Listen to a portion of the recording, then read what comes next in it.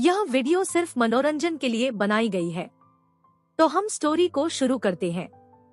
Mummy papa के office जाने के बाद मैं बिल्कुल अकेली रहती थी। कभी कभी मामा गाँव से आया करते थे। वो मुझे बहुत प्यार करते थे और जब भी आते थे तो बहुत सारी मिठाइयाँ और चॉकलेट लेकर आते थे। साल बाद आ रहे थे और अब मेरी बॉडी में उभार आ गया था और जब से मेरी बॉडी में उभार आया तब से सभी अंकल और भैया लोग मेरी छाती पर ध्यान देते थे। फिर हमेशा की तरह मैं स्कूल से आई और मैं आकर उनकी जांघों पर बैठ जाती थी। ये बात उस समय की है जब मैं 12वीं में पढ़ती थी और मेरे मामा की नीयत शायद जब मेरे ऊपर खराब नहीं हुई थी। वो नॉर्मली मुझे अपनी जांघ पर 5 से 10 मिनट ही बैठने देते थे और फिर मुझे उतार देते थे। लेकिन इस बार उन्होंने मुझे दोनों हाथों से जकड़ कर रखा था और मैं भी टीवी देखने में लगी थी। मुझे हल्की हल्की गुदगुदी हुई। जब वो मेरी जांघ को सहलाने लगे तो मैं हंसकर बोली, मामा गुदगुदी हो रही है?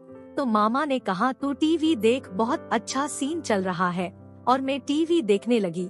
लेकिन फिर उन्होंने अपना हाथ मेरी स्कर्ट के और अंदर डाल दिया। अब वो मेरी पेंटी के ऊपर से सहला रहे थे और मैं हंस रही थी। मामा हटाओ हाथ, मुझे गुदगुदी हो रही है। उन्होंने अब धीरे से अपना हाथ मेरी पेंटी के अंदर डाल दिया, लेकिन वो कुछ कर नहीं पाए थे।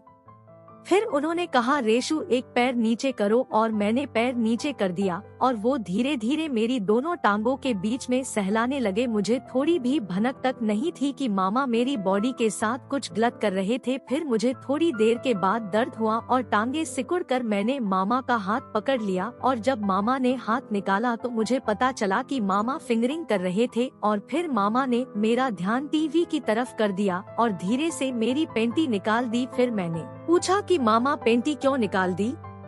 तो उन्होंने बोला कि काफी गर्मी है ना, इसलिए। फिर मामा ने मुझसे कहा कि तुम बहुत, तो मैंने कहा डरपोक हो? मैं डरपोक नहीं हूँ। फिर मामा ने कहा, अगर डरपोक नहीं हो तो मेरी ये उंगली अपनी छोटी सी गुफा में डाल के दिखाओ।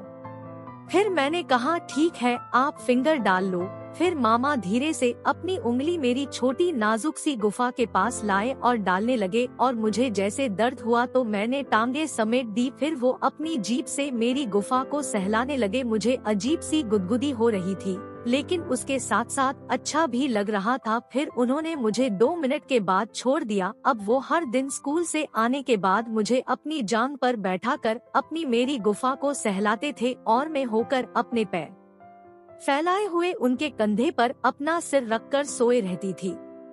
मम्मी के आने से पहले तक सब करते थे और मैं सिर्फ मामा मुझे गोद में लेकर जो मन में आता वो खामोश रहती थी। अब मामा मेरी हर अंग की जानकारी रखते थे और वो जानते थे कि कहाँ तक मुझे दर्द होता है, क्योंकि जब वो करते थे तो मैं कमर ऊपर नीचे करती थी और पैर सिकुड़ कर रखती। मैं चुपचाप पैर फैलाए उनको मनमानी करने देती थी। मामा की उम्र 30 साल थी और वो बहुत चालाकी से हर रहे थे और उनकी जादुई दिन मेरे काम की भूख बढ़ा से जानते थे कि मेरी उंगलियां मुझे पागल बना रही थी और वो यह अच्छे से जानते थे कि मेरी छोटी नाजुक गुफा के साथ कब क्या करना है।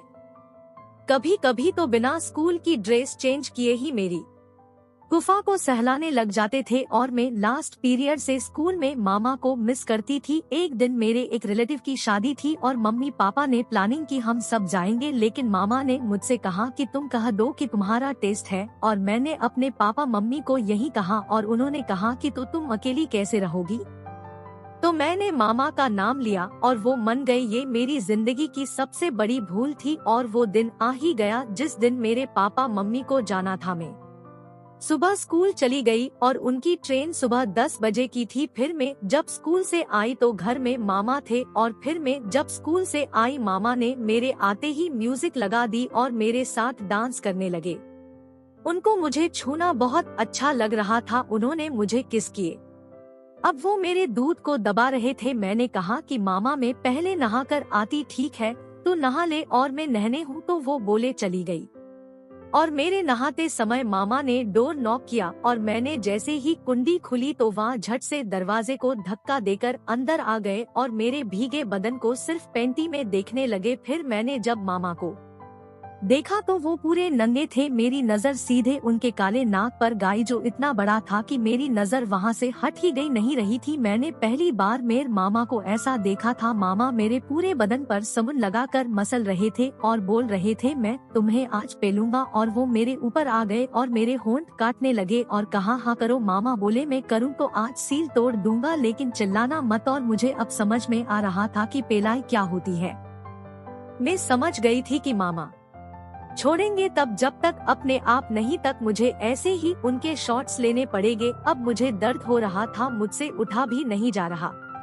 फिर मामा मुझे गोद में उठाकर बेड पर ले गए और टॉवल से मेरा पूरा बदन पोंछा और कंबल ओढ़ा दिया और मैं सो गई। जब मेरी नींद खुली तो मामा ने मुझे जूस, रात के 10 बज रहे थे, और फिर दिया और थोड़ी देर के बाद मेरे कंबल में आ गए। अब मामा फिर से मुझे छूने लगे। फिर जब सुबह हुई तो मैं चल भी नहीं पा रही थी, लेकिन मामा ने मुझे उसी हालत में सुबह भी पेला। ये सिलसिला 3 दिन तक चला, जब तक मेरे मम्मी पापा नहीं आए, और फिर मामा ने मुझे 1 हफ्ते तक ही पेला।